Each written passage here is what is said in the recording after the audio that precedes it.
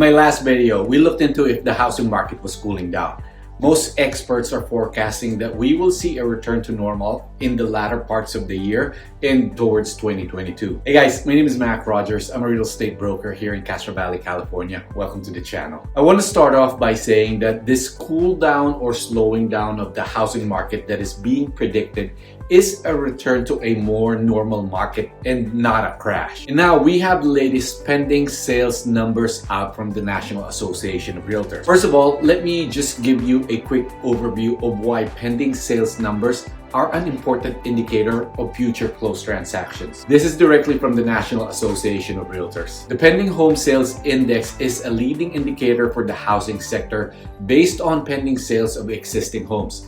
A sale listed as pending when the contract has been signed, but the transaction has not closed, though the sale usually is finalized within 1 or 2 months of the signing. Here in California and generally in the East Bay, closing happens around 30 days or less, but in some places around the country, it would take 60 days or longer. So this is why we keep track of pending sales. It gives us a great indication of what might be happening in the next 30 to 60 days. The most recent data just came out yesterday, August 30th, 2021. It says that pending home sales dipped modestly in July, noting 2 consecutive months of declines.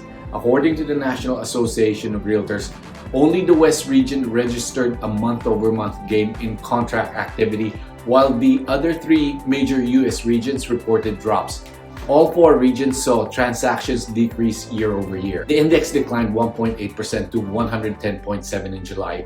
Year-over-year signings fell 8.5%. Like I said on my other video, the market is starting to cool off, and it's not only here in California but also the rest of the country. Here's what Lawrence Yun, Chief Economist for the National Association of Realtors, has to say about this. The market may be starting to cool slightly, but at the moment there is not enough supply to match the demand from would-be buyers. That said, inventory is slowly increasing and home shoppers should begin to see more options in the coming months. He goes on further to say, homes listed for sale are still garnering great interest, but the multiple frenzied offers, sometimes double-digit bids on one property, have dissipated in most regions. Even in a somewhat calmer market, a number of potential buyers are still choosing to waive appraisals and inspection. This last part, again, is spot on here in the East Bay from what I'm experiencing and what I'm hearing from my colleagues. Buyers, you have to pay attention to this part.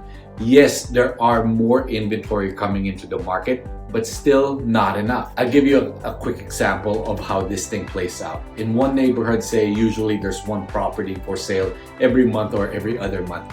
That's been our reality here in the East Bay for almost 2 years now. Today, you might see 3 properties for sale, but usually there's 1 property that will stand out, among those 3 properties. And guess which one every buyer gets attracted to? The standout property. That's why you will still see overbidding and aggressive offers in the form of waiving contingency. As a matter of fact, this recent report said 27% of buyers passed up or waived inspection and appraisal contingency. So that's still happening. So what happens to the other 2 properties that didn't get much love? Well, what tends to happen is that the property will sit for a couple of weeks, and if there are no other properties that pops up for sale, all of a sudden a bunch of buyers that will start getting interested in the house, and now you get competition for those properties. And this happens a lot more often, and sometimes it's hard to make clients believe that a property that's been sitting for a month, they have to still overbid, or bid over asking. Let me finish with this with a look at the regional breakdown. Month over month, the Northeast pending home sales index fell 6.6% to 92 in July, a 16.9 decrease from a year ago. In the Midwest, the index dropped 3.3% to 104.6 last month,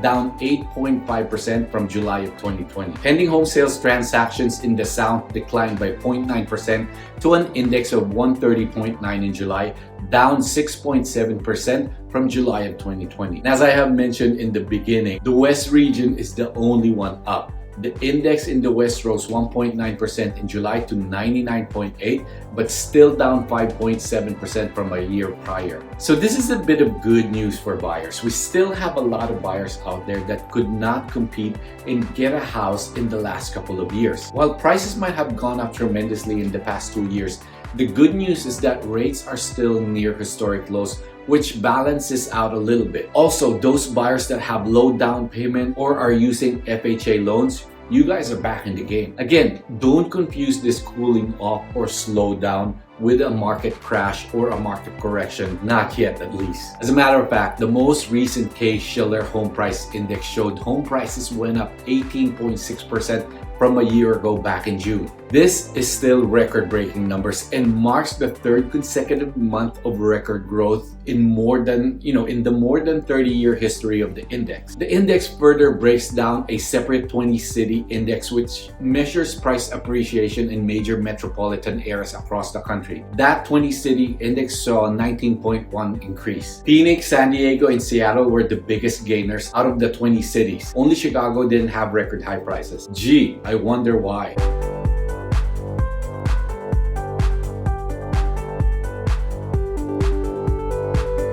Also showing record price appreciation are the cities of Boston, Charlotte, Cleveland, Dallas, and Denver. Besides the Case-Shiller Index showing home price appreciation, the Federal Housing Finance Agency also has an index that showed that home prices rose nearly 5% between the first and second quarter of 2021. This marks 40 consecutive quarters in which home prices have risen. The states that led the way are Idaho, Utah, Arizona, Montana, and Rhode Island, but pretty much in every state, prices rose. So the big picture and really is still this. Inventory is slowly increasing, but there's still a lot of competition out there because of our historical low mortgage rates and high demand. This increase in inventory, while not totally meeting the demand, is still a good thing because it will help slow down the enormous price gains that we've had in the last couple of years. We will still see higher prices going forward, but not at the rate that we've been going this past couple of years. Hey, thanks for watching. I'll see you on my next video. Have a great day.